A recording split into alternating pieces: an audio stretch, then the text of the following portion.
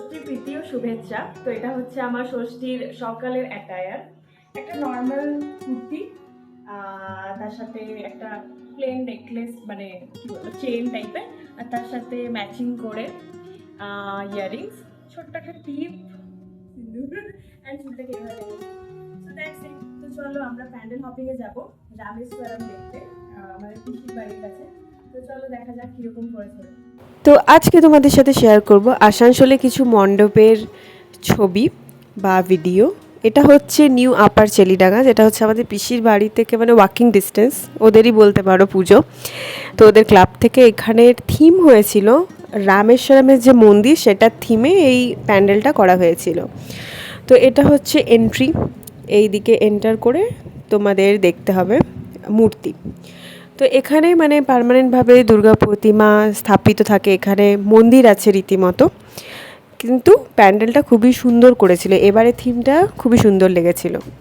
পুরো যে সাউথের যে ডিজাইনগুলো থাকে ওপরে, সেখান থেকে শুরু করে সব কিছু বেশ ভালো ছিল। ইভেন মূর্তিও খুবই সুন্দর লেগেছিল। তো যখন আমরা বেরিয়েছিলাম তখন প্রায় হবে দুপুর 1টা, আর প্রচণ্ড পরিমাণে রোদ ছিল। জানি না কীভাবে আবহাওয়া দপ্তর বলেছিল যে প্রচণ্ড বৃষ্টি হবে, বাট কোনো কিছুই হয়নি। ডিজাইনগুলোও বেশ মাথায় রেখে করেছে, মানে এইগুলো তোমরা যদি সাউথের দিকে যাও তাহলে প্রত্যেকটা মন্দিরে তোমরা এরকমই ডিজাইন দেখতে পারবে, কিন্তু এই ডিজাইন যেগুলো ছিল সেগুলো সবই শোলা দিয়ে তৈরি হয়েছিল। এরপরে এত রোদ ছিল যে আমরা বাড়ি ফিরে সন্ধ্যাবেলায় লস্যি টস্যি খেয়ে তারপরে আবার বেরিয়েছিলাম। এবার যখন বেরিয়েছিলাম তোমরা রাত 10টা বলো 10:30 বলো, প্রচণ্ড পরিমাণে ভিড় ছিল। আর সবসময় এই ভগৎ সিং রোডটাতে যাই না কেন ট্রাফিক রেডি হয়ে থাকে যখনই আমরা বেরোই। তারপর এই যে মণ্ডপটা দেখছো সেটা হচ্ছে কল্যাণপুর কে সেক্টরের। এখানে মানে আমরা গিয়েছিলাম প্রায় রাত 10:30, তখনও ঠিক এরকমই ঠেসাঠেসি ভিড় ছিল। তারপরে আমরা এখানে সামনে কিছু ছবি তারপরে ভিডিও নিলাম, তারপরে আমরা এন্ট্রি করলাম দুর্গা মাকে দেখার জন্য। তো চলো তোমরাও দেখে নাও ছবিগুলো।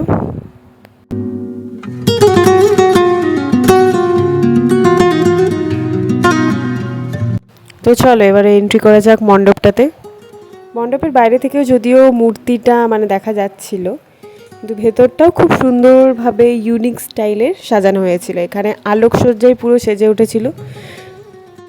সবচেয়ে যেটা ভালো ছিল সেটা হচ্ছে মূর্তিটা, এবং মানে আলোকসজ্জা তো ভালো ছিলই, তার থেকেও মূর্তিটা যে পুরো একদম ডাকের সাজে সাজানো হয় সেই রকম সাজে সাজানো হয়েছিল। দেখতে খুবই সুন্দর লাগছিল, যদিও ভিড় ছিল, ঠিকমতো মানে ভিডিও করার সুযোগ হয়নি, তাও যতটা করতে পেরেছি ততটা করেছি।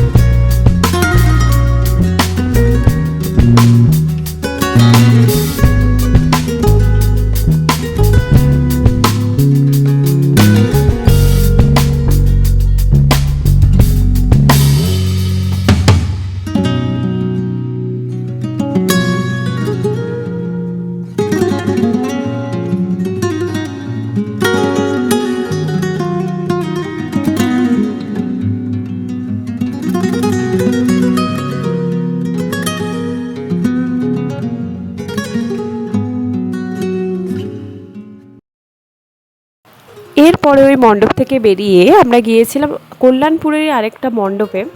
তো বেরোনোর সময় এখানে দেখো রাত 10:30 11টা বাজে, সেই টাইমেও বিভিন্ন ধরনের স্টল খোলা আছে। ওই 11টার সময় লোক মানে ফুচকা টুচকা খাচ্ছে। এই মণ্ডপটা তো আমাদের লাইন করে ঢুকতে হয়েছিল, মানে দেখে বুঝতেই পারছো যে রাত্রেবেলাতেও প্রচণ্ড পরিমাণে ভিড় ছিল। আর এই যে মণ্ডপটা ছিল সেটার থিম হচ্ছে মৃত্তিকা। মৃত্তিকা মানে হচ্ছে মাটি, মাটি দিয়ে বিভিন্ন ধরনের জিনিসপত্র এখানে বানানো হয়েছিল। বাইরের যে ধাঁচাটা ছিল মণ্ডপের, সেটা প্রধানত বাঁশ দিয়ে তৈরি হয়েছিল, গামছা দিয়ে তৈরি হয়েছিল এবং ভেতরে মাটির কতগুলো কলসি ছিল। তো আমরা এন্ট্রি করলাম, আমি আগেই ঢুকে গিয়েছিলাম, ময়নাকের একটু লেট হয়েছিল কারণ মেয়েদের লাইনটা আগে এগিয়ে গিয়েছিল। এটা হচ্ছে পুরো মণ্ডপের ধরনটা, মানে মণ্ডপটা যেরকম সাজিয়েছিল সেরকম। যেহেতু থিম ছিল মৃত্তিকার, সব কিছুই মানে মাটির কলসি, হাঁড়ি, বাটি থেকে শুরু করে সব কিছু মাটি দিয়েই তৈরি হয়েছিল। ইভেন এখানকার যে মূর্তিটা ছিল সেটাও অসাধারণ দেখতে হয়েছিল। তো চলো এন্ট্রি করা যাক মণ্ডপের ভেতরে। তো এটা হচ্ছে এন্ট্রেন্সের পথ, যেসব ঝালরগুলো করা হয়েছিল ওপরে, বা যে কুমোররা বানায়, প্রত্যেকটা মূর্তি তো কুমোররা বানাবে, মানে দুর্গা ঠাকুর হোক, কালী ঠাকুর হোক, তো ওদের ট্রিবিউট করে মেবি এটা বানানো হয়েছিল। তো এই থিমটা আমার দেখে খুবই সুন্দর লেগেছিল। ভেতরটা একটু অন্ধকার ছিল, তাই ঠিকমতো ভিডিওটা হয়তো আসেনি, বাট স্বচক্ষে দেখলে খুবই সুন্দর ছিল। ওপরে যেগুলো দেখছো, যে মৌচাকগুলো বানানো হয়েছে, সেই মৌচাকগুলো হচ্ছে গোবরের যে ঘুঁটে হয়, যেগুলো আমরা জ্বালানি হিসেবে কাজে লাগাই উনুনে, তো গোবরের ঘুঁটে দিয়ে তৈরি করা হয়েছিল, মানে যে মৌচাকগুলো ছিল। এইটা হচ্ছে মূর্তি, এটা হচ্ছে, এগুলো সব মাটি দিয়ে তৈরি। তো চলো এবার মূর্তিটা দেখা যাক। মূর্তিটাও মানে অসম্ভব সুন্দর করেছিল এখানের। ওপরটা দেখো, এটা হচ্ছে চাকা, যে চাকাতে ঘুরিয়ে ঘুরিয়ে বিভিন্ন ধরনের কলসি, হাঁড়ি, বাটি এসব করা হয়।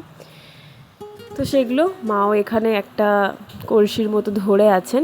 এখানে বিভিন্ন ধরনের কুমোরদের ট্রিবিউট করেই মণ্ডপটা করা হয়েছিল। তো এটা দেখার পর আমরা বেরিয়ে গিয়েছিলাম অন্য মণ্ডপের উদ্দেশ্যে।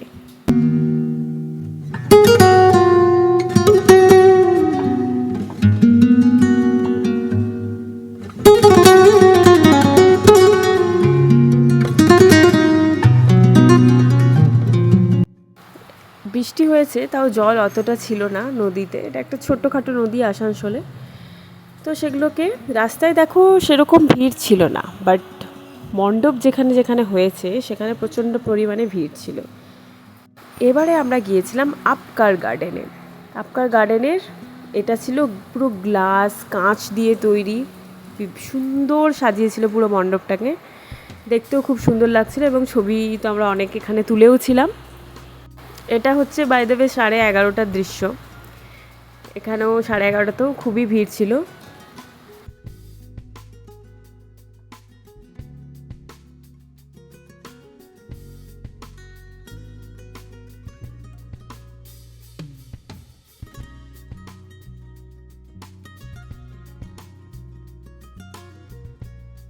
পুরো মণ্ডপটা দেখো শোলা, তারপরে কাঁচ, এই সব দিয়েই সাজানো হয়েছিল। মানে এটা দেখতে বাইরে থেকে অপূর্ব লাগছিল, তার সাথে যে লাইটিংয়ের কম্বিনেশনটা ছিল খুব সুন্দর লাগছিল দেখতে, পুরো মানে সেই রাজকীয় রাজকীয় ভাব টাইপস। তো চলো দেখে নাও তোমরা মণ্ডপটা।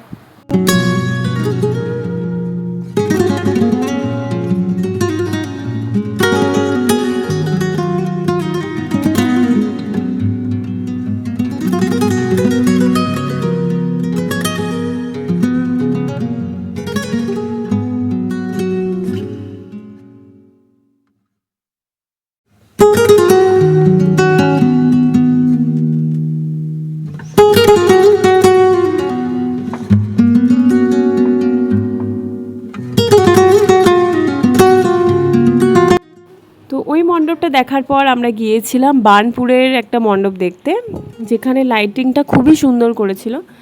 মানে এই লাইটিংটা আমার সবচেয়ে মানে বেস্ট লাগলো মেবি বলতে গেলে। তো চলো এই মণ্ডপটা দেখে নেওয়া যাক।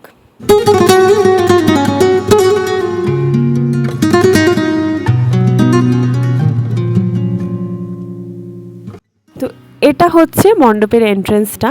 তো এখানে ঢুকে যতটা বুঝলাম, এটার থিম ছিল আন্ডার ওয়াটার, কারণ বিভিন্ন ধরনের মাছ, তারপরে যে মূর্তিগুলো ছিল সেগুলো সেই মানে আন্ডার ওয়াটার টাইপস ফিল দিচ্ছিল।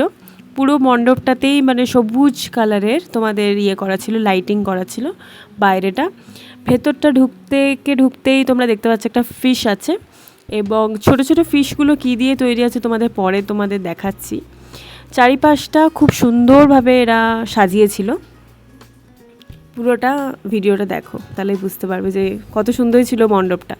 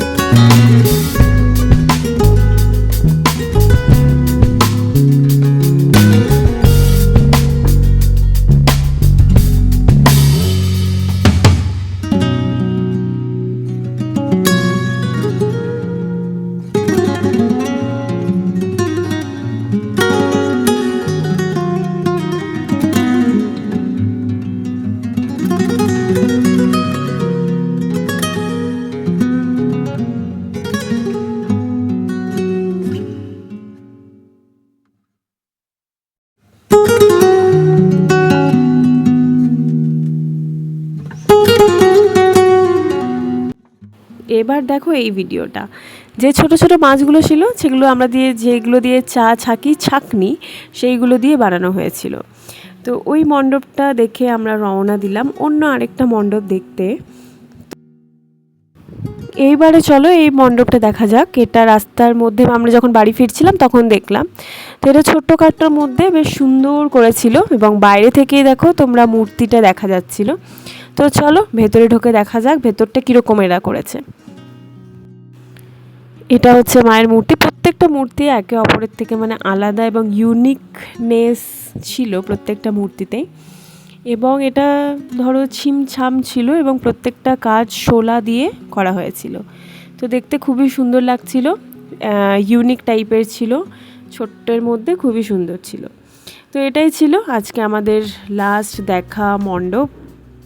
বাইরেটা যে ওপরটা করেছিল ওটাও দেখতে খুবই সুন্দর লাগছিল, এটা দেখো। তো আরও ভিডিও আসবে বাকি যে দিনগুলো আছে সেগুলোর। এই ভিডিওটা ভালো লেগে থাকলে তোমরা ভিডিওটাকে লাইক করে দিও, শেয়ার করে দিও এবং সাবস্ক্রাইব করে দিও আমার চ্যানেলটাকে, যেটা হচ্ছে reuse life in a shell. আর আমার আরেকটা চ্যানেল আছে যেটা হচ্ছে গ্লো উইথ পায়েল, পছন্দ হলে ওটাও তোমরা লাইক করে দিতে পারো। Thank you.